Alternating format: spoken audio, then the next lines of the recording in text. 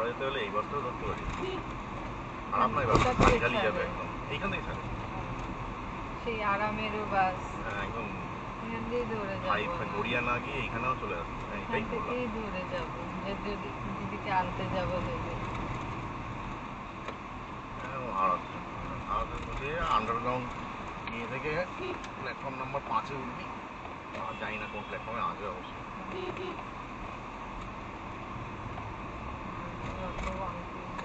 কি করছো তুমি? পুলিশ বলে যা খুশি তাই।